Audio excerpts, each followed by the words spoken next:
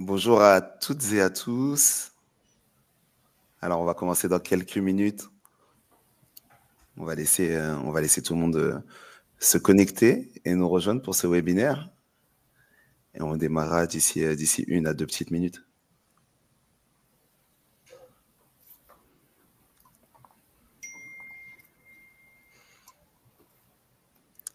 Et c'est vrai que je suis toujours assez curieux. N'hésitez pas à nous dire dans le chat, en attendant que tout le monde nous rejoigne, d'où est-ce que vous nous regardez.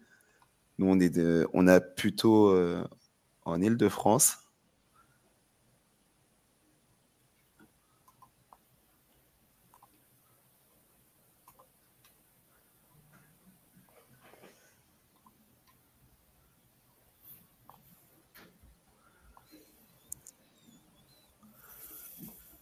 Ah, bonjour, je vois La Défense, on n'est pas très loin. Du Luxembourg, ok. Bonjour d'Alsace, bonjour de Gironde.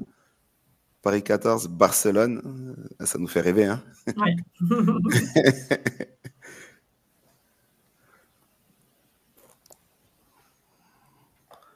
De l'un de Brest, de Paris 20e. Excellent.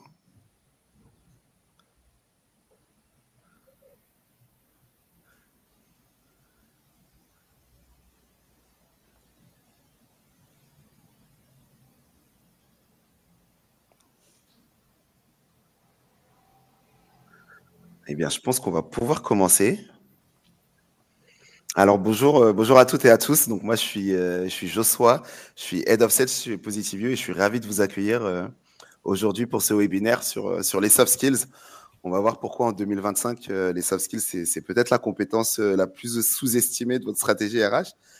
Et à mes côtés, j'ai deux expertes passionnées, deux psycho-coachs de Positivio, Marie Chaudagne et Mélanie Cava, que je vais laisser se présenter. Merci Joshua, bonjour à tous. Donc moi je suis psychologue du travail de formation de base, mais j'ai un parcours mixte dans les entreprises et dans les cabinets conseils. J'ai travaillé, mes premières années c'était dans la pharmacie et dans des organismes de formation, et j'ai travaillé également dans des cabinets conseils, que ce soit dans le recrutement, le bilan de compétences, l'accompagnement managérial, le conseil en évolution professionnelle. Et puis tout récemment, avec Positivio notamment, je travaille pas mal sur la prévention des risques psychosociaux et sur la santé mentale. Donc, je dirais que je me suis appuyée, dans mon parcours, je me suis toujours appuyée sur les soft skills comme levier, compte tenu de mon parcours. Et je pourrais dire que j'ai plutôt une expérience terrain dans ce domaine, à savoir aussi que depuis quelques années, je forme aux soft skills dans les écoles de commerce et dans une école technique également. Donc, c'est quelque chose qui se fait beaucoup maintenant aussi. Voilà. Merci Marie. Bonjour, bonjour Joshua, bonjour Marie, bonjour à tous, à toutes. Donc, je m'appelle Mélanie Cavas et je suis psychologue sociale du travail des organisations depuis une dizaine d'années. J'ai commencé mon parcours d'abord en interne sur des postes de conseil et puis depuis quelques années en externe donc. Et je travaille en étroite collaboration avec Positivio et mon domaine de prédilection finalement en tant que psychologue du travail, c'est les sujets de risques psychosociaux et les sujets de qualité de vie au travail, dont effectivement les soft skills. Merci à toutes les deux pour cette brève présentation. Alors aujourd'hui, je suis ravi d'être à vos côtés parce qu'on va parler d'un sujet qui est super intéressant, qui est parfois relégué au second plan, mais qui est crucial. Et pourquoi on en parle aujourd'hui? Alors, on en parle aujourd'hui parce qu'on est dans un monde où l'IA, où les réorganisations, où les changements en entreprise nous bousculent tous un petit peu et assez rapidement. Et aujourd'hui, c'est plus seulement les compétences techniques qui comptent, mais c'est aussi la capacité à collaborer, à s'adapter, à créer du lien. Donc, au final, c'est les soft skills qui sont au rendez-vous. Et on va démarrer tout de suite par comprendre. On va commencer par comprendre déjà qu'est-ce que c'est vraiment que les soft skills. Mélanie, je crois que tu as un petit historique à nous faire un petit peu sur les soft skills et sur leur apparition dans le monde du travail qu'on connaît aujourd'hui. Ok, merci Joshua. Alors, pour comprendre effectivement la philosophie autour de cette notion, autour de ce concept, il faut quelque part s'intéresser à sa genèse. Et quand on parle de soft skills à l'heure actuelle, c'est un terme qui est largement répandu dans quasiment tous les secteurs d'activité, qui a pris le pas même sur les notions de savoir-être. On passe souvent à un terme qui peut être à la mode ou un concept qui peut être un peu flou. Pour autant, c'est un concept qui n'est pas forcément récent, puisqu'il est né au sein de l'armée américaine dans les années 70. Et à cette époque-là, les instructeurs de ce domaine constatent que ce qui fait un bon soldat sur le terrain, c'est pas uniquement la compétence technique, mais ce qui va différencier le bon soldat, c'est sa capacité à collaborer, sa capacité à coopérer, à porter de l'attention et à apporter une attention intègre vis-à-vis de ses pairs, à gérer la pression, à prendre des décisions et à prendre des décisions souvent dans l'incertitude. Et c'est à ce moment-là, finalement, effectivement, que les chercheurs, que ces instructeurs-là opposent ou alors dissocient plutôt les hard skills, les compétences dures, les compétences techniques, des soft skills, des compétences plus douces, molles, littéralement.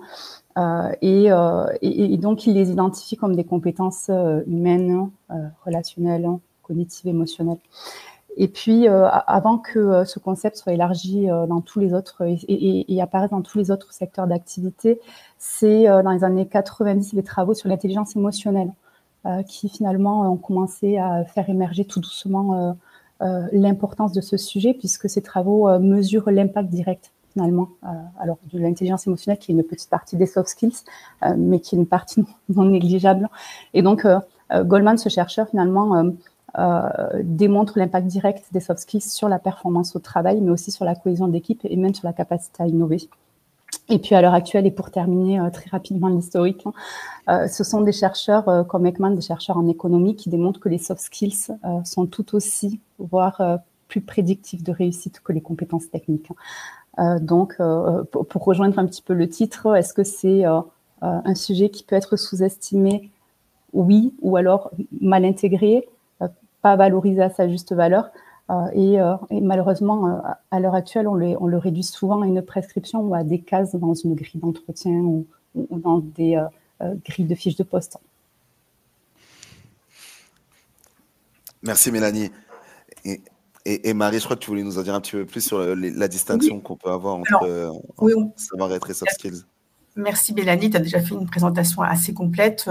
C'est vrai que les soft skills ont une racine assez ancienne et depuis longtemps, effectivement, on se rend compte que évaluer ou se baser que sur les compétences techniques, c'est réducteur parce que c'est assez finalement stabilisant, et que travailler sur les soft skills, ça permet de travailler sur le développement. Donc la notion de soft skills a des racines assez anciennes, c'est vrai. Moi, pour ma part, par rapport à ma pratique, puisque j'ai démarré dans le domaine des RH il y a quelques années, je sais que on parlait beaucoup dans les années 90, on parlait beaucoup en France. C'est vrai que moi, je me base sur ma pratique française. On parlait beaucoup de savoir-être au départ. Que moi, je jugeais quand les soft skills sont arrivés, quand on a commencé à parler plus des soft skills, pareil, dans les entreprises françaises, plus dans les années 2000, que moi, je jugeais comme finalement une équivalence. On s'aperçoit que pas tout à fait. Au départ, on s'est intéressé au savoir-être, qui était une des composantes de la compétence, donc le savoir-faire, savoir-être, classiquement, et qui permettait effectivement quand même d'aller sur quelque chose de plus évolutif, de plus, on va dire, dynamique, que de simplement s'intéresser aux compétences techniques. Donc, on commençait dans les années 90, notamment avec la construction des référentiels métiers, à s'intéresser au savoir-être, qui on pourrait définir comme les qualités professionnelles, mais on s'est aperçu aussi que c'était réducteur, puisque les savoir-être, c'est lié à la personnalité finalement, qualité professionnelle, mais quand même lié à la personnalité. Et dans les années 2000, les entreprises ont commencé, le discours managérial a commencé à tourner autour des soft skills, qui est vraiment une définition plus large. J'en me dis que les soft skills, c'est bien plus que du savoir-être. C'est donc les compétences, comme tu l'as dit Mélanie, les compétences à la fois cognitives, les compétences émotionnelles, les compétences relationnelles que l'on va mettre en place pour quelque part pratiquer la compétence technique sur le terrain. Pour moi, c'est le comment. Comment on pratique la compétence technique sur le terrain, et ça permet bien évidemment, là où c'est très intéressant et où c'est vraiment un levier de performance, et que ça permet bien évidemment d'être transférable. C'est quelque chose qui n'est pas statique, beaucoup moins stabilisé que les compétences techniques, et c'est quelque chose qui est transférable. On verra par la suite, je pense, cette idée dynamique et de transférabilité. Ouais, et maintenant qu'on comprend un petit peu mieux ce que sont les soft skills, d'où est-ce que ça vient et pourquoi aujourd'hui on en parle autant, est-ce que vous pourriez nous expliquer pourquoi est-ce que et qu'est-ce qui en fait aujourd'hui un vrai enjeu stratégique en 2025?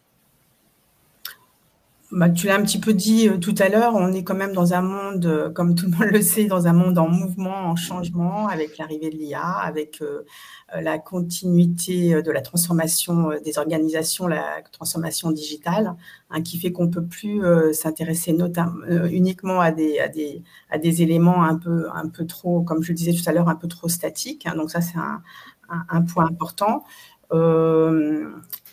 Tu compléteras bien sûr Mélanie, mais c'est aussi les soft skills, hein, c'est aussi un levier, enfin peut-être pas, c'est peut-être pas le bon terme, un levier, mais vraiment un accélérateur d'adaptation, de développement. Donc c'est aussi complètement lié à la santé mentale. Hein, ça permet bien évidemment, quand on apprend aux gens à mieux gérer leurs émotions, ou quand on apprend aux gens à mieux communiquer, à mieux s'intégrer, pour les managers à mieux fédérer. Donc, on développe non seulement la motivation, bien évidemment, qui est importante dans la performance, qui est une composante de la performance, mais aussi on permet aux gens de mieux s'adapter au monde incertain, au monde qui évolue, et donc du coup d'être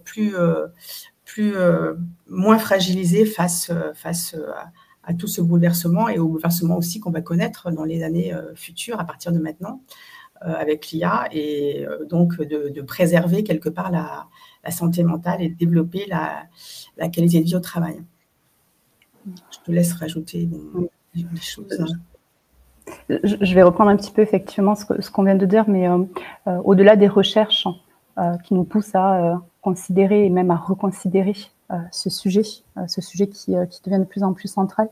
Effectivement, et Marie, c'est ce que tu disais, les soft skills, c'est pas un bonus qu'on ajoute à la technique à l'heure actuelle, mais c'est bien souvent ce qui permet à la technique de survivre, et de survivre dans des univers professionnels qui sont en constante évolution, mutation, et qui sont surtout incertains. Je pense que c'est vraiment le terme pour le professionnel, pour l'opérationnel.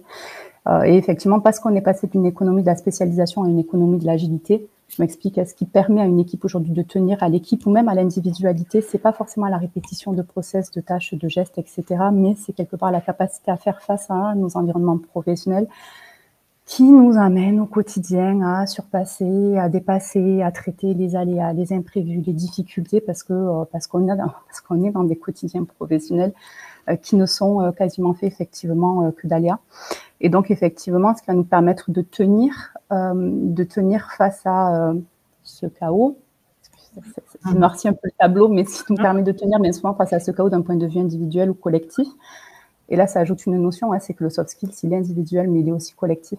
Finalement, c'est des notions comme, tu le disais Marie, la coopération, l'adaptabilité, la capacité à intégrer des désaccords en entreprise, dans le collectif, la capacité à intégrer des désaccords, mais aussi à faire preuve de communication démocratique, pour pouvoir traiter les sujets, l'intelligence émotionnelle, la régulation sociale, etc., etc. Et oui, on est sur des éléments qui, quelque part, viennent amortir les désagréments de ce chaos. Donc ça, c'est d'un point de vue un petit peu plus collectif, et je vais balayer rapidement tout, parce qu'il y a beaucoup d'éléments sur cette slide, mais du côté management, on sait à quel point un manager sans soft skills, ou c'est réducteur de dire ça, ou un manager qui peut avoir des soft skills mais dissonant du point de vue de son rôle, ou du point de vue des attentes des collaborateurs, c'est un manager qui va perdre très rapidement en légitimité.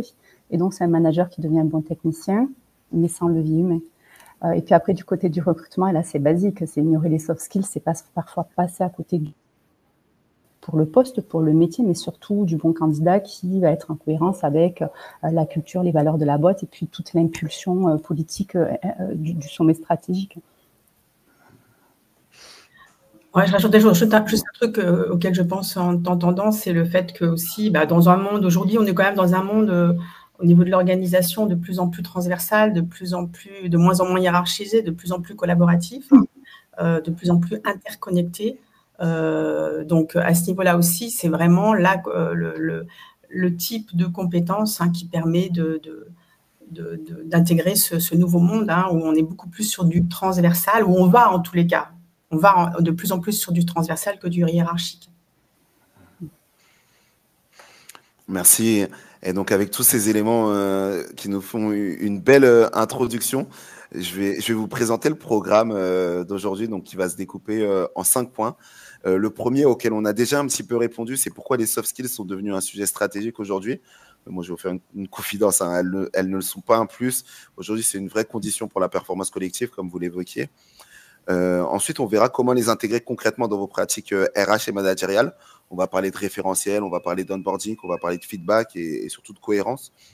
On verra comment les évaluer de manière fiable et utile, parce qu'avec les bons outils, c'est tout à fait possible de le faire et ça sans même complexifier.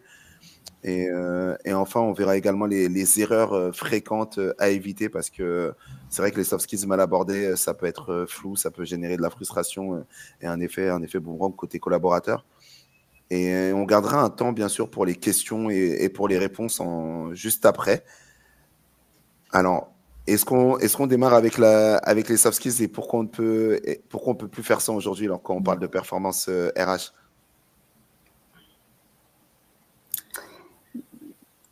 Vas-y Marie, je te laisse. J'allais simplement dire qu'on enfonce peut-être des portes ouvertes en disant ça, mais on vient de le dire. Hein. On sait on a vécu déjà beaucoup de changements ces dernières décennies, en plus avec le Covid, et on va encore en vivre pas mal avec l'IA. Et donc, du coup, tout ce mouvement, toi, tu parlais de chaos. Moi, je pense qu'on peut quand même le dire, hein, parce que dans certains environnements, ça va certainement être ça.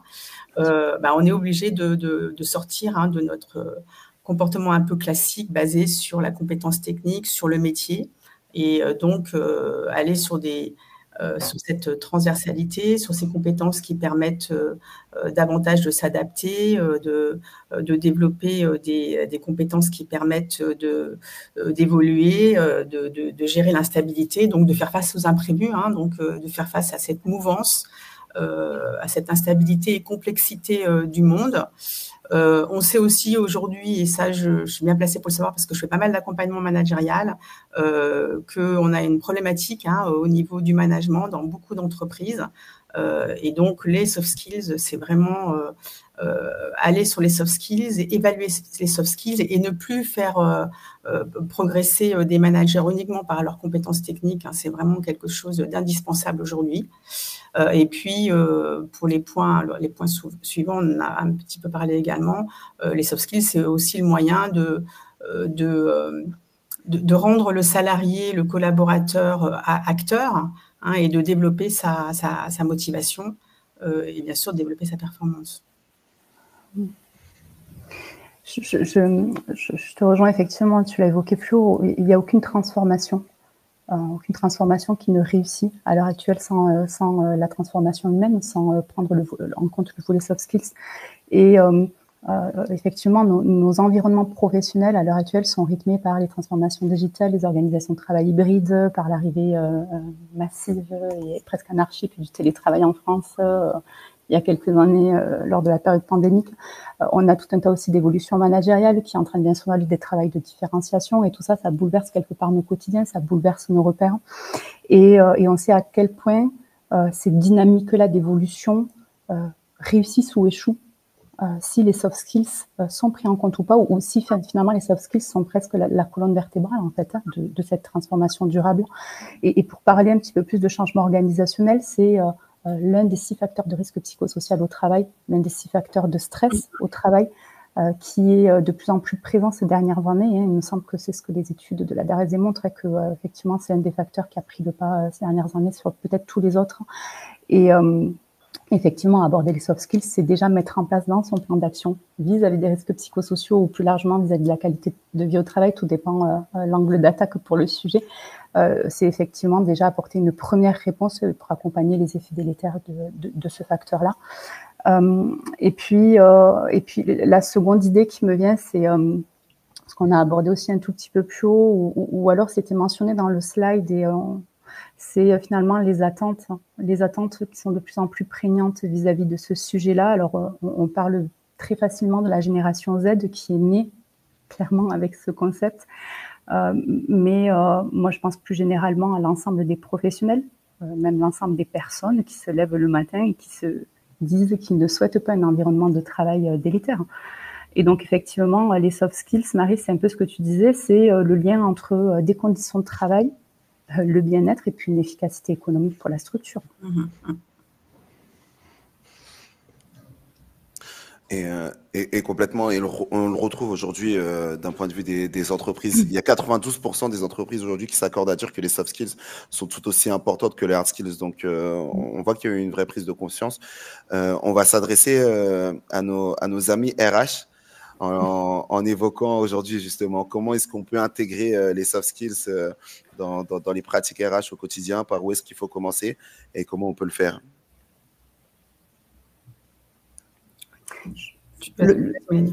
Oui, merci. Le point de départ, le point d'entrée, effectivement, pour aborder les soft skills, c'est quelque part la création d'un référentiel en interne dans la structure.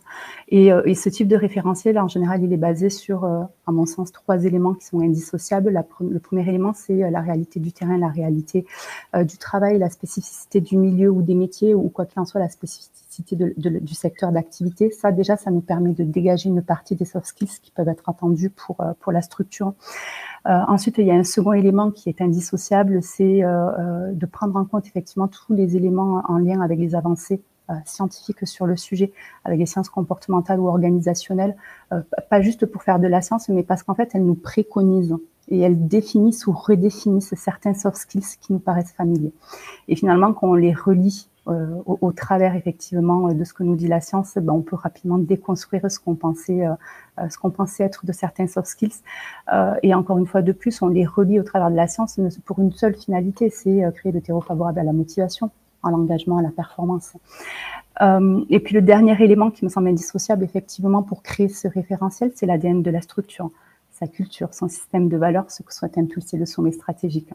Et une fois effectivement qu'on a travaillé ce référentiel avec la structure, là on le traduit en critères et puis on l'intègre dans certaines de nos pratiques RH du quotidien. Donc là, rien de très novateur, c'est on essaie de les intégrer, de les faire vivre dans nos process de onboarding, dans nos entretiens, dans nos feedbacks, dans l'impulsion des cultures de feedback au sein de l'équipe, par exemple, dans les entretiens de reprise, entretiens d'écoute d'alerte, etc., dans nos techniques d'animation. Donc oui, c'est pas juste un sujet RH, c'est un sujet, à mon sens, organisationnel, mais qui est en lien avec une vraie cohérence culturelle au niveau de la structure. Oui, complètement. C'est un projet global, comme beaucoup de projets RH, mais encore plus, c'est vraiment un projet global qui part, comme tu l'as dit, comme c'est la colonne vertébrale, je pense que c'est pas mal cette image et cette idée, je trouve. Il doit vraiment être au départ communiqué, intégré, étudié, analysé, étudié. Qu'est-ce qu'on a comme soft skills particulières dans mon entreprise, dans mon secteur d'activité, donc définir des choses spécifiques, parce qu'il ne faut pas oublier que les soft skills, on parlait de différence avec le savoir-être. Le savoir-être, c'est donc qualité professionnelle, c'est assez général, mais les soft skills, c'est quand même assez contextualisé. Je vais définir dans mon entreprise les soft skills qui sont importantes par rapport à mes métiers, par rapport à mon contexte. Donc, c'est important de les intégrer au départ définir les soft skills dans mon référentiel. Et puis, comme tu l'as dit, après, de le décliner dans toutes les actions RH, que ce soit les actes managériaux, comme les entretiens annuels, les formations, les accompagnements, et puis bien sûr, la communication sur les valeurs, la culture. Et puis, avoir également, je l'ai évoqué tout à l'heure, aller vers un fonctionnement beaucoup plus collaboratif et beaucoup plus transversal pour moi. Complètement. Et une fois que ces soft skills ont réussi à être intégrés justement dans ces pratiques RH, comment est-ce qu'au quotidien, ils vont réussir à les mesurer? Et je tiens à vous préciser, on voit bien les questions dans le chat. Merci pour vos questions et vos remarques, Marie-Elisabeth et Salima. N'hésitez pas d'ailleurs, si vous avez des questions, à les poser dans le chat. On y répondra juste après, mais n'hésitez pas à réagir directement dans le chat. Et je vous laisse la parole, Mélanie, Marie, sur l'évaluation des soft skills. Alors, le terme évaluation me plaît. Effectivement, parler de mesure, on mesure tout un tas d'indicateurs formelles, etc. Mais parler de mesures sur une telle compétence, non, ça serait un abus de langage ou une erreur de perspective de représentation. On n'attend pas une note, mais on attend plutôt une évaluation fine, une lecture assez fine en fait de ces sujets, ou une lecture ou une relecture encore une fois de plus de ces soft skills, et des fois des soft skills qui nous paraissent extrêmement familiers. Je pense que on est sur, pour les mesurer ou pour les appliquer, sur une approche multiméthode en fonction des dispositifs RH qu'on souhaite intégrer, RH organisationnel qu'on souhaite intégrer. Moi, j'ai deux éléments qui sont en lien du coup avec ma pratique. J'en ai un qui est en lien évidemment avec le recrutement. Aujourd'hui, dans nos process de recrutement, on intègre volontiers nos tests de personnalité au travail, qui sont des tests de personnalité validés scientifiquement. L'idée, c'est que ce soit quand même assez solide. Alors certes, vous allez me dire, ça n'aborde que la personnalité, je suis d'accord. Maintenant, une lecture des dimensions croisées, ça nous permet quand même d'aller un tout petit peu plus loin et d'aborder ou d'approcher certains soft skills. Et puis après, encore une fois de plus, c'est le débrief avec le candidat qui nous permet aussi d'élargir et d'aborder des éléments qu'on n'aurait peut-être pas abordés sans la présence du test. Donc ça, c'est un premier outil très clair, très concret. Et puis après, le second outil pour moi, pour le recrutement, c'est l'outil par excellence, c'est la construction d'un process de recrutement en différentes étapes qui correspond, encore une fois de plus, à la spécificité de la structure. Et pour ça, j'ai un exemple qui est assez récent. J'ai eu à mener un recrutement dans un secteur d'activité assez exigeant, avec un dirigeant très exigeant, très pointu, très technique, etc. Et donc, effectivement, le candidat qui a été retenu à l'issue d'un process de recrutement en plusieurs étapes, c'est un candidat qui ne cochait pas toutes les compétences techniques. Pour autant, c'est des compétences techniques qu'on avait identifiées au préalable comme des compétences non négociables, donc rédhibitoires, et qui pouvaient entraîner l'élimination directe. Et finalement, le candidat qui a été retenu, c'est un candidat qui, lui, par contre, cochait toutes les cases ou tous les critères, nous, qu'on avait appelés clés, tous les critères en lien avec les soft skills. Et il était en parfait alignement, en fait, avec vraiment ce que véhicule et souhaite véhiculer la structure. Donc là, une fois de plus, on a fait l'impasse finalement sur certains critères rédhibitoires pour favoriser effectivement les soft skills, et on a pu faire ça parce qu'on les a finement identifiés au début effectivement du recrutement. Et le second sujet, c'est un sujet en lien avec tout ce qui est formation management. Et là, pour évaluer ou réévaluer finalement ces outils, pour évaluer les soft skills, le point d'entrée de ces formations, le point d'entrée retravailler la posture managériale, mais qui va être basée sur certains fondamentaux. Et là, je vais rejoindre encore une fois de plus la science, c'est-à-dire qu'on va se baser sur les fondamentaux ou les théories en lien avec la qualité de vie au travail, non pas parce que on a envie de faire quelque chose de sympa, non, parce que les théories, l'appareil largement partagé et validé sur la qualité de vie au travail, nous précise très concrètement ce qu'on peut créer en termes de base ou de terreau fertile pour générer la motivation chez nos collaborateurs et pour générer la performance. Et donc là, on va être amené à travailler sur les représentations et à construire ou à redéconstruire ou à retravailler finalement, encore une fois de plus, des éléments qui nous paraissent tout à fait familiers et basiques. Donc on va retravailler et on va repenser l'autonomie, la capacité à donner de l'autonomie, et dans quel cadre on donne de l'autonomie, la capacité à pouvoir générer un environnement de travail juste ou malheureusement injuste, et ce que ça peut entraîner comme effet délétère chez les collaborateurs, le fait de pouvoir impulser un sentiment de sécurité psychologique, et comment est-ce que je l'impulse dans mon équipe, et puis on sait à quel point ça sous-tend la sécurité psychologique, la coopération et la collaboration dans nos équipes, etc., etc. Donc on retravaille effectivement tout un tas de notions travail qu'on vit au quotidien, mais qu'on redécouvre à la lumière des sciences. Voilà pour l'évaluation. Ouais. C'est vrai que c'est un sujet complexe, effectivement, et c'est souvent ce qui rebute finalement à avoir une approche soft skill, je pense, parce que c'est souvent, comme tu le disais, une approche multicritère pour évaluer les soft skills.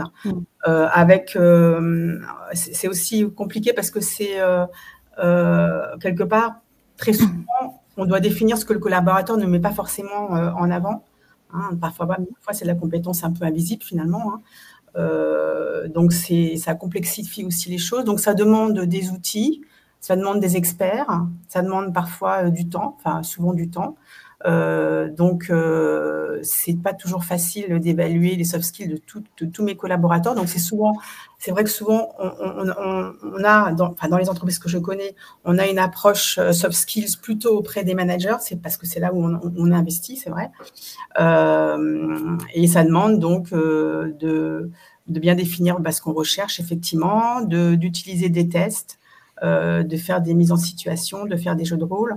Moi, mon expérience, c'est j'accompagne plusieurs entreprises plutôt au niveau managérial qui ont fait le pari, effectivement, pour certaines, simplement de passer par cette approche soft skills pour les managers, pour ceux qui ne sont pas managers, pour ne pas se tromper. Hein. Et dans ces entreprises, on a ce que je disais tout à l'heure, vraiment une culture. On n'est pas forcément manager si on est bon en technique. Hein, donc, c'est d'autres compétences qui sont en jeu.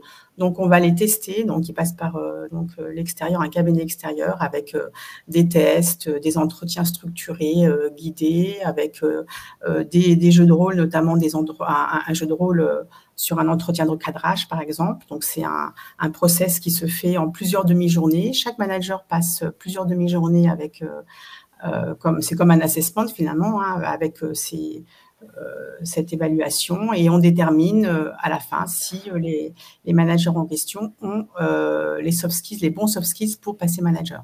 Et il y a d'autres entreprises, toujours avec ce même process, hein, qui ont décidé de faire non pas uniquement quelque part du select, hein, de la sélection de managers, collaborateurs déjà en place, mais sélection en interne, comme du recrutement interne, mais ont décidé de passer au crible, et là on est vraiment dans une approche soft skills, de passer au crible tous les managers, donc même les managers qui sont actuellement en position managériale, et les passer cette fois-ci, on va dire, sous un angle diagnostique, et ces managers, il n'y a pas de rétrogradation, bien sûr, hein, ils restent managers, mais on va leur fournir, suite à cette évaluation, on va leur fournir un plan de développement avec de la formation, avec du coaching, avec des accompagnements individualisés pour qu'ils puissent évoluer dans leur position managériale.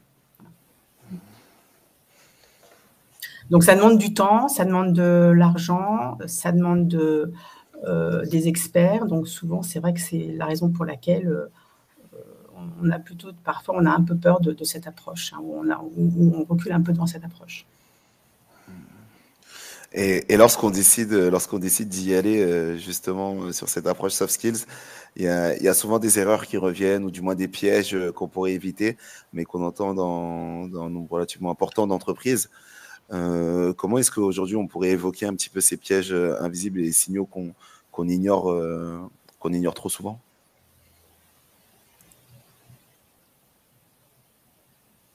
Comme tu veux, Mélanie. Moi, il y a une erreur, hein, mais c'est presque un biais en fait qui revient, assez fréquemment sur les sujets de la qualité de vie au travail ou des risques psychosociaux. Puis moi, j'intègre totalement les dispositifs soft skills dans nos politiques de qualité de vie au travail.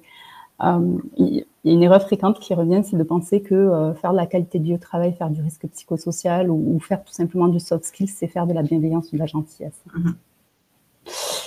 Et non, non, faire de la QVT, faire du soft skills, c'est avant tout investir sur les personnes, investir sur le capital humain, et puis c'est surtout soutenir la performance en entreprise.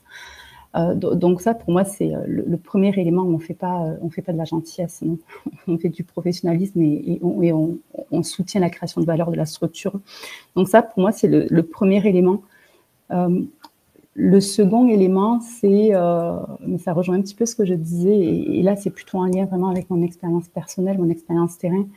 Ce qu'on peut oublier, c'est que travailler sur les soft skills ou intégrer l'approche soft skills dans certaines de nos interventions, c'est rompre, encore une fois de plus, avec les modèles de pensée managériaux qui sont la juste continuité de notre histoire du travail. Alors, pour le coup, en France, est fortement corrélé en fait avec la révolution industrielle. Et là, je pense notamment à un coaching qui m'avait fait sourire. Et sur le départ, je m'étais dit, ça va être compliqué, mais on va y arriver. J'étais face à un manager, un directeur, alors avec de grandes compétences humaines, mais qui avait un fort besoin de contrôle, de maîtrise. Pas forcément, c'était pas dans la directivité, mais vraiment le contrôle, la maîtrise, les marges de manœuvre, c'était très compliqué. Et finalement, c'est quelqu'un qui pouvait se sentir dupé presque par ses collaborateurs. Et donc, il y avait bien souvent une mauvaise évaluation des situations et il se sentait presque pris pour un imbécile, etc. Et donc, en fait, là, l'idée, c'était alors de déconstruire cet aspect-là et puis de juste lui signifier que la représentation qu'il a aujourd'hui de ses collaborateurs, c'est juste un lien, encore une fois de plus, avec l'évolution du travail. Et on a une théorie en psycho des orgas qui est, peu importe le terme, la théorie de l'homo economicus, en fait, c'est qui nous dit qu'il y a quelques années en arrière, au moment de la révolution industrielle, les directeurs, les managers pensaient que les professionnels voulaient juste s'économiser et qu'ils étaient là juste pour s'économiser, pour gagner, et qu'ils étaient presque en fait feignants et que pour s'économiser, ils allaient être prêts à œuvrer de toute stratégie possible. Et donc, on est revenu sur cet historique-là, etc., pour lui signifier qu'effectivement, il avait peut-être un peu trop intégré notre héritage du travail. Donc, il y a ce coaching-là que j'ai en tête. Et puis, je finis rapidement. J'ai pris quelques idées qui sont notées au niveau des erreurs fréquentes. Je pense qu'une des plus grosses erreurs, c'est de ne pas intégrer les managers dans ces démarches-là. Pour une simple raison, c'est que celui qui impulse les normes dans une équipe, c'est avant tout le manager, parce qu'il a l'assise pour. Il a le pouvoir, il a l'autorité, certes, mais il a l'assise pour pouvoir véhiculer et impulser des normes au sein de son équipe. Donc, c'est un créateur de normes par excellence. Donc, effectivement, associer le manager à ce type de démarche pour travailler ce type de politique-là. Et puis, ce qu'on oublie, c'est que travailler les soft skills, nos expériences le démontrent, mais la science le démontre avant tout, c'est que c'est juste prédictif de réussite de la trajectoire personnelle et de la trajectoire collective. Oui, pour rebondir et renforcer sur moi, mon expérience, il faut déjà, je pense, que les gens comprennent ce que c'est. Je pense que c'est très important parce que ça reste quand même souvent un concept flou, on en parle beaucoup, mais ce n'est pas forcément très, très clair. Et je pense que pour que ça marche, il faut déjà qu'il y ait une culture, mais aussi que tout le monde s'approprie cette notion et voit l'intérêt d'évaluer les soft skills, de vraiment les évaluer, comme on disait tout à l'heure, et non pas simplement les mesurer, et de voir à quoi ça sert. Donc, une deuxième erreur par rapport à ça, c'est de montrer qu'elles sont utiles, qu'elles servent à quelque chose, qu'elles permettent d'évoluer, qu'elles permettent de s'adapter, et que quelque part, c'est une compétence qui, comme c'est marqué au dernier point, qui est reconnue. C'est toujours pareil, si on met en place des outils et des process et une approche, si derrière, il n'y a pas d'effet, bien évidemment, ça redescend comme un soufflet. Donc, c'est important que cette notion de soft skills ou cette approche soft skills soit expliquée, soit communiquée, qu'elle soit vraiment, comme on le disait tout à l'heure, dans l'ADN et que ce soit quelque chose d'assez précis aussi et de contextualisé. Il ne faut pas que ce soit quelque chose de flou et de vague, et comme c'est marqué dans le premier point. Et donc, ça demande un gros travail au départ, effectivement, de définition. Donc, la première erreur, j'ai envie de dire, c'est de vouloir aller trop vite et de ne pas l'intégrer à toute la culture et tout au fonctionnement, et de ne pas être assez précis dans ce qu'on va évaluer, rechercher, etc.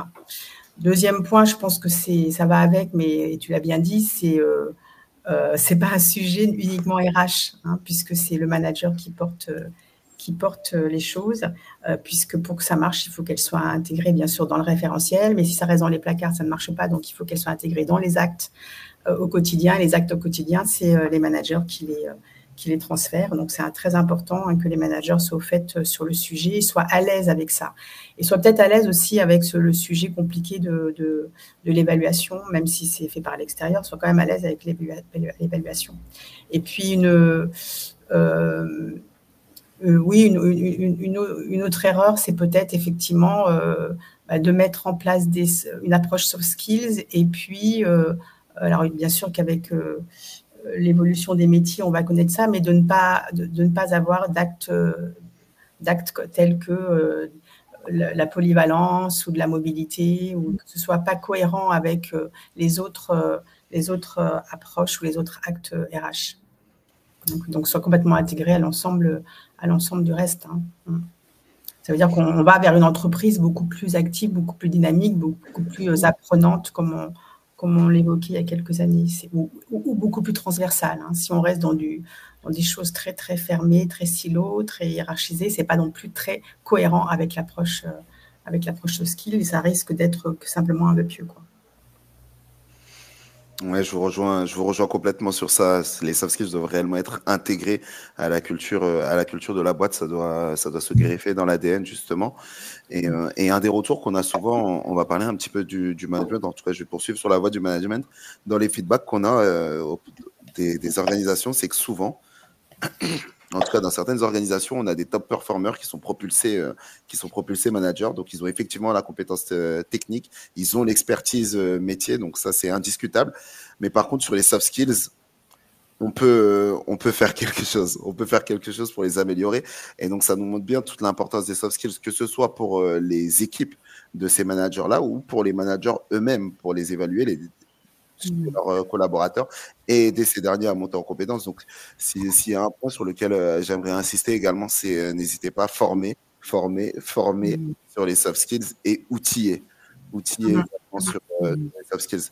Et on va évoquer justement les outils, mais c'est super important de former et d'outiller sur ce volet des soft skills. C'est pas inné, il faut accompagner.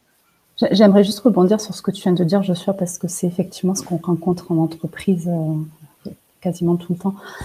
C'est vrai que pour un professionnel, pour un très bon technicien, la gratification ou en tout cas la valorisation que l'entreprise va lui donner, c'est d'évoluer en tant que manager. Donc en fait, l'évolution en tant que manager, on l'aperçoit presque comme une récompense. Et c'est presque un mauvais regard sur le sujet, parce que le bon technicien, c'est peut-être pas, ça sera peut-être pas le bon manager avec les bons leviers humains ou avec la bonne posture. Alors, ce qu'il y a d'intéressant, c'est que le soft skill, c'est pas de l'inné, c'est aussi et surtout de l'acquis. Donc jusque-là, c'est ce que tu dis, et peut-être que ce delta, il est effectivement à travailler avec tout un tas d'outils de formation, de coaching, ou même d'évaluation assez précise dès le départ pour savoir si la personne a ou pourrait avoir les capacités à intégrer ou à développer les compétences. Et est-ce qu'il y a peut-être des outils sur lesquels vous souhaitez insister pour que ceux qui regardent ce webinaire puissent se retourner ou aller creuser un petit peu de leur côté? Ou est-ce qu'on le voit après en conclusion? On en a un petit peu parlé, les outils, la base des outils qui sont très intéressants, c'est quand même les tests. Alors bien sûr, il y a l'observation, donc ça c'est le manager qui a même de pouvoir mener ce type de choses, mais c'est forcément, ça passe par les tests, par des entretiens structurés, par des jeux de rôle, par des mises en situation, par les feedbacks qu'on peut avoir de la part de son manager, encore une fois, par effectivement les grilles de comportement qui découlent du référentiel. Donc, il y en a plein qui doivent être adaptés, bien évidemment, au secteur, à la culture, au métier, et puis qui doivent, bien sûr, être agencés de manière différente. Moi, je voulais juste aborder un point, c'est que c'est quand même compliqué, ce sujet. Donc, là, pour avoir une bonne approche, c'est important pour moi d'utiliser, on le disait tout à l'heure, multicritères, d'utiliser différents outils et que ces outils soient cohérents et bien combinés.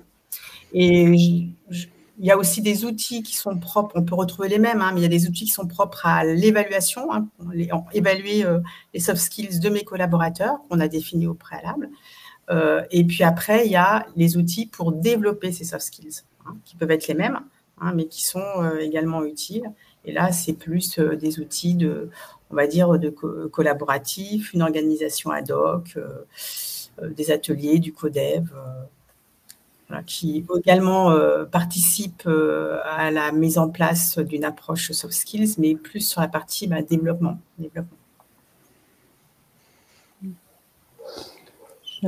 Merci. Merci pour ces précisions. Et effectivement, il y a une phrase que j'aime bien, c'est qui apparaît dans le document. En bas de ce qu'il faut retenir, c'est ce qui compte, c'est ce que les équipes vivent et non pas ce qu'ils affichent. C'est un petit peu comme les valeurs d'une entreprise ou d'une organisation dans la culture. C'est sur le terrain que ça se joue, c'est dans le concret, dans ce que vivent les équipes et non pas que dans ce qu'on va théoriser dans un bureau. Et je vais vous laisser d'ailleurs peut-être réévoquer quelques points à retenir ou quelques recommandations clés pour les personnes qui nous regardent aujourd'hui. Et juste avant que je présente Positive You.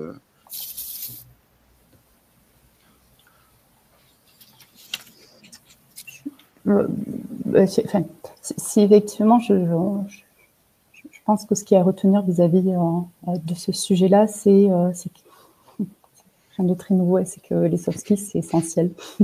C'est essentiel, donc c'est des compétences clés, certes, mais des compétences clés relationnelles, émotionnelles, individuelles et collectives. Donc on oublie souvent aussi l'aspect collectif. Et puis, elles sont bien évidemment essentielles aussi du point de vue des attentes du milieu professionnel, de l'évolution du milieu professionnel. Après, ce qu'il y a à retenir, c'est que les soft skills, elles sont évolutives. Et là, moi, je fais la distinction entre les compétences innées et puis celles de l'ordre du talent, de notre personnalité, de ce qu'il y a de plus profond en nous, et puis l'acquis. Et effectivement, les soft skills, elles peuvent aussi et surtout se développer avec l'expérience et avec l'intention.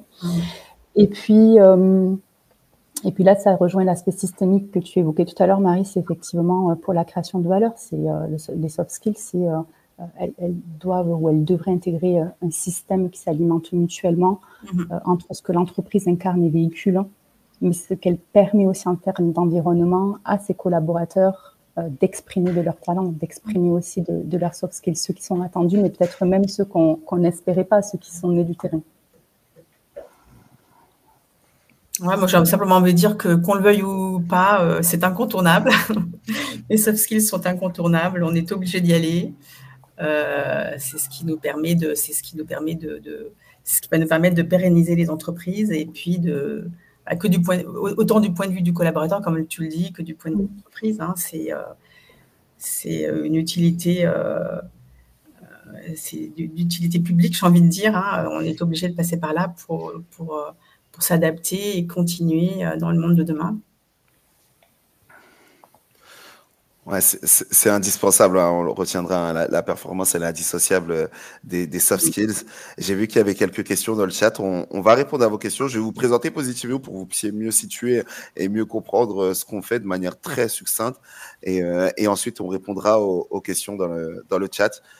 Donc, Positivio, nous, c'est très simple, hein, on est une équipe qui accompagne les organisations sur la santé mentale, sur les RPS, sur la qualité de vie au travail, mais aussi sur le développement de compétences, ce qui nous amène à parler des soft skills aujourd'hui.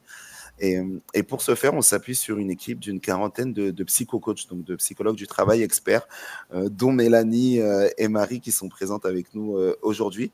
Et chacun de ces psychologues a un parcours singulier qui va apporter une expertise et sur des thématiques bien précises. C'est ce qui aujourd'hui nous permet de courir un petit peu en 360 sous les enjeux qu'on peut avoir en entreprise, en partant de la gestion du stress, du burn-out, mais aussi de la bienveillance et de l'exigence, du management et toutes les thématiques au final qu'on peut avoir dans les organisations. On va vraiment faire de l'hyper-personnalisation pour pouvoir répondre aux enjeux des organisations.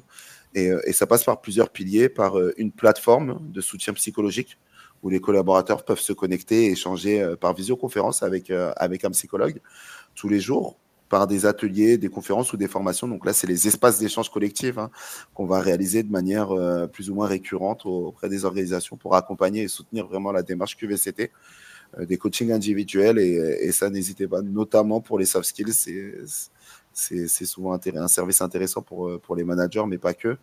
On va vous aider également à réaliser des audits QVCT pour identifier les enjeux forts pour vos collaborateurs lorsqu'on parle de QVCT, quelles sont les attentes, quels sont les points sur lesquels ils vous attendent, quels sont les points sur lesquels vous êtes parfaitement alignés et peut-être à valoriser dans la marque employeur.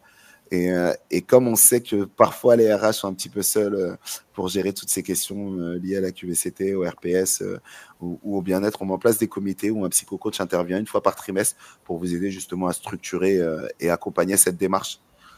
Donc voilà, de manière très succincte pour Positivio, sur qui on est. Aujourd'hui, on accompagne un petit peu plus de 4500 entreprises. Mais bon, l'idée, c'est surtout de parler des soft skills. Donc, on va répondre à vos questions. On aura l'occasion, n'hésitez pas, si vous souhaitez qu'on échange de manière individualisée sur votre organisation. Mais là, en premier temps, on va répondre aux questions. J'ai vu qu'il y en a pas mal qui avaient été citées.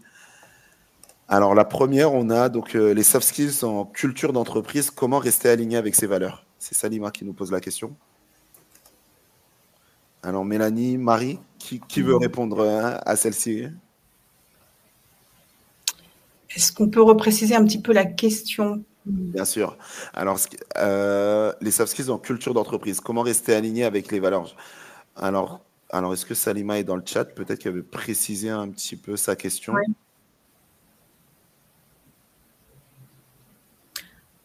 Du moins, ce que j'en comprends, c'est que les valeurs de l'entreprise ayant été définies, comment est-ce que les soft skills peuvent parfaitement s'intégrer tout en collant toujours à l'ADN, à ces valeurs qui ont été définies?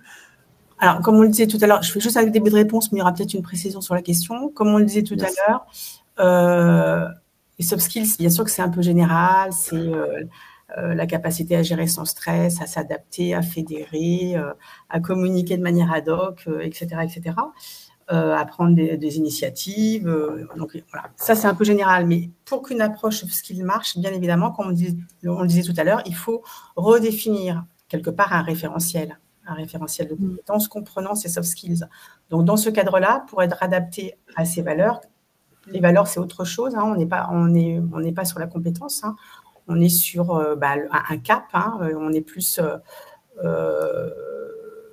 voilà, sur quelque chose qu'on va viser, mais on va, dans le référentiel, intégrer les soft skills qui sont bien évidemment en lien avec les valeurs. Enfin, en tous les cas, il faut tenir compte des valeurs pour quand on met en place le référentiel.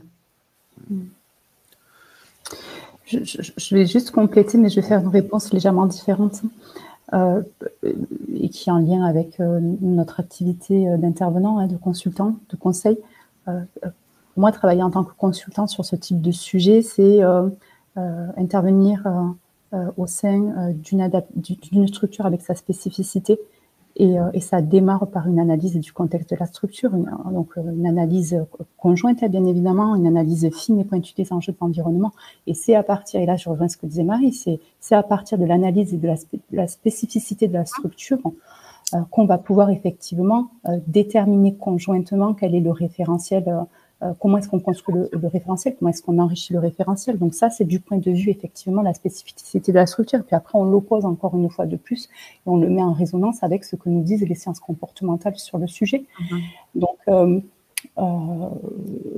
on intègre surtout et avant tout la culture, la philosophie de la structure pour pouvoir travailler sur le sujet, bien sûr. Et quelle que soit l'intervention, que ce soit des formations sur le feedback, que ce soit du onboarding, du coaching, que ce soit des formations sur tout ce qui est reconnaissance au travail ou autre, effectivement.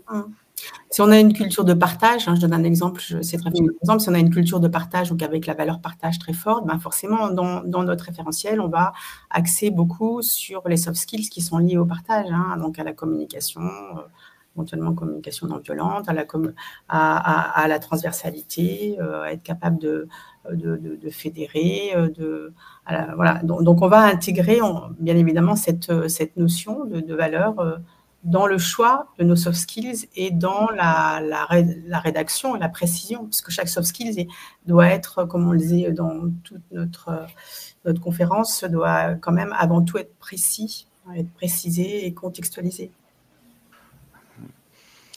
Alors, on a Marie-Elisabeth DRH qui nous dit je suis d'accord que les soft skills sont importants, mais en tant que DRH, je vois une grosse évolution. Beaucoup de jeunes en abusent et jouent dessus, et cela devient maintenant un terrain de jeu pour eux avec beaucoup d'abus et de difficultés à gérer. Je vais prendre la parole et je vais répondre. Je vais essayer de ne pas faire du stéréotype. Mais effectivement, pour être intervenu sur tout un tas de process de recrutement dernièrement en lien avec l'intégration de jeunes collaborateurs et donc de collaborateurs de la génération Z, il y a de fortes attentes vis-à-vis de ce que la structure va pouvoir leur offrir, jusqu'à quel point elle va leur permettre d'être mentorés, de se développer, quelles sont les conditions de travail matérielles, les équipements, jusqu'à quel point on va leur permettre effectivement de se travailler, de se retravailler. Donc, on aborde très rapidement les bénéfices que la structure va pouvoir leur offrir. Et puis après, j'ai envie de vous dire, et là, je ne vais pas faire de stéréotype, mais le process de recrutement fait le job. Si on est face à du Gen Z consommateur, les filtres sont déjà posés. Et donc, oui, effectivement, sur tous les derniers process qu'on a eu à mener, bon, il y a beaucoup d'attentes, mais effectivement, qu'est-ce que toi, tu vas pouvoir apporter, offrir à la structure? Quelle va être ta plus-value? Quelles sont les synergies qu'on va pouvoir mettre en place pour aller plus loin, etc., etc. C'est un vrai sujet. C'est un vrai sujet. Oui. Je suis assez Et là, on revient à la notion d'équilibre, hein, et puis déjà de quoi on parle. Et puis, parce que souvent, quand il y a de l'abus, c'est qu'on tord un peu le concept, hein, et on l'utilise à notre sauce. Mais de quoi on parle vraiment quand on parle de soft skills, de quels soft skills on parle, et puis revenir aussi à la notion d'équilibre. Hein, c'est à la fois pour le collaborateur, mais pour l'entreprise. Hein. On met en place ce genre de choses. Et il y a Christilla qui nous demande, est-ce qu'on aurait une liste de soft skills pour clarifier le sujet? Est-ce qu'il y a des soft skills qui, lors de vos interventions en entreprise, peut-être reviennent plus que d'autres pour illustrer le propos? Oui, alors moi avec les managers, on a défini un référentiel qui est après adapté aux entreprises, mais les soft skills qui ressortent, c'est, je l'ai un petit peu évoqué tout à l'heure, mais c'est la façon d'entrer en relation avec l'autre, le niveau de la capacité à gérer son stress, la capacité à gérer ses émotions, la capacité à fédérer ses équipes, à organiser, à structurer. Hein, ça fait partie aussi des soft skills pour un manager, à donner du feedback. Le type de collaboration, est-ce que je suis dans la directivité, dans la participation, etc. Bien sûr, le niveau d'assertivité. Voilà, donc on pourrait la prise d'initiative, bien évidemment. C'est tout ce qu'on peut aussi donner en retour d'image. Il y a toutes les compétences relationnelles, hein, qu'on va définir de manière assez fine si on veut vraiment bien les utiliser. Et puis, il y a bien évidemment aussi la capacité à résoudre des problèmes complexes, hein, la créativité. Là, on peut peut-être dire que c'est plutôt un savoir-être, mais bon, ça, quand on le définit de manière contextualisée, beaucoup plus précise, ça devient un soft skills. Hein. La capacité à innover, à trouver des idées dans tel domaine.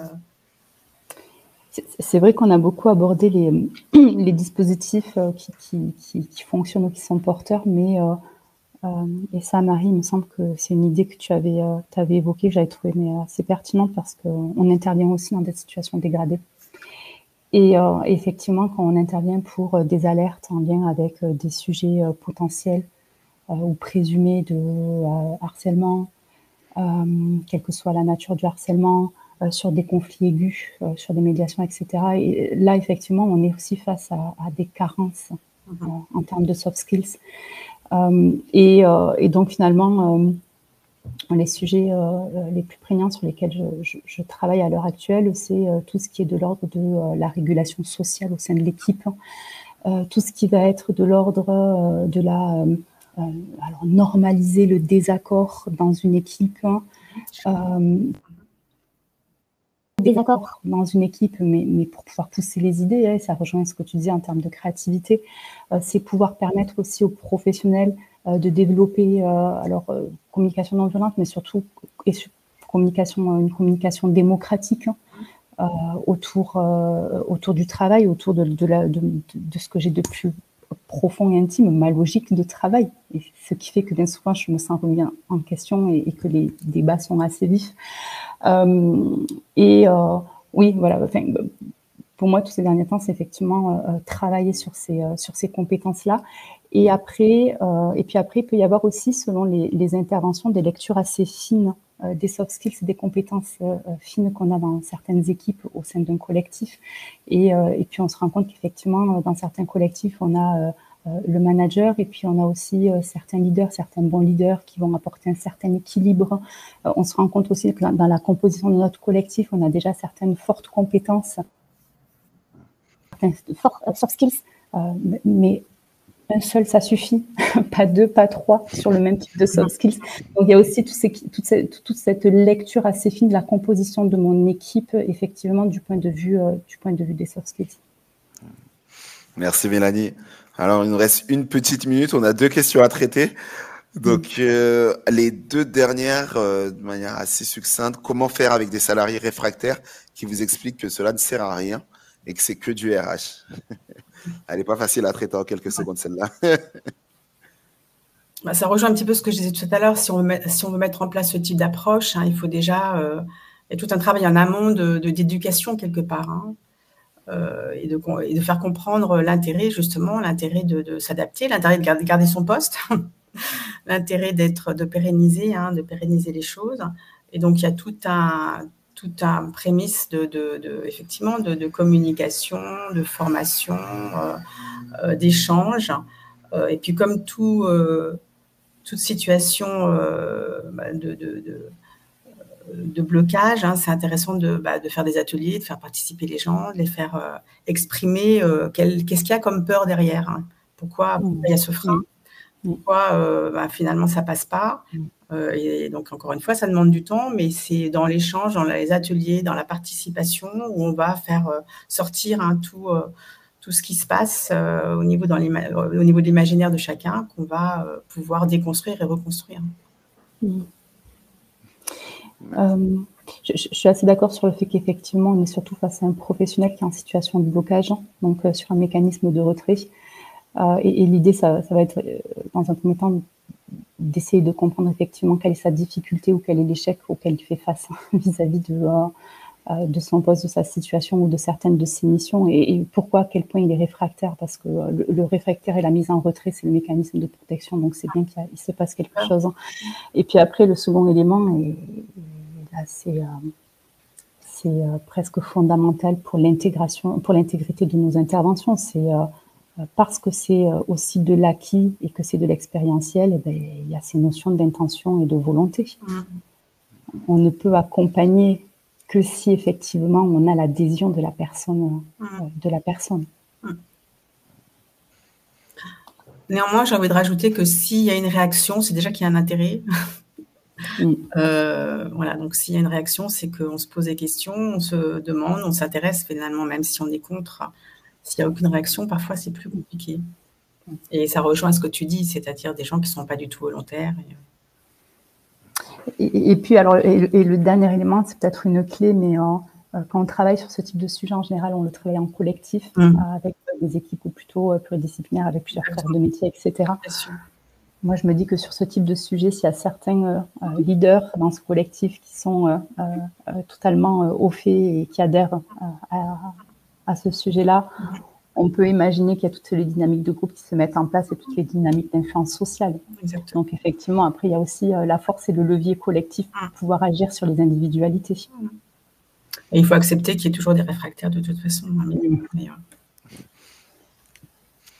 Merci. Et la dernière question, Alexandra. Alexandra, on reviendra de manière en directement. Vous nous demandiez si on avait des liens vers des tests ou des jeux de rôle dont on parle.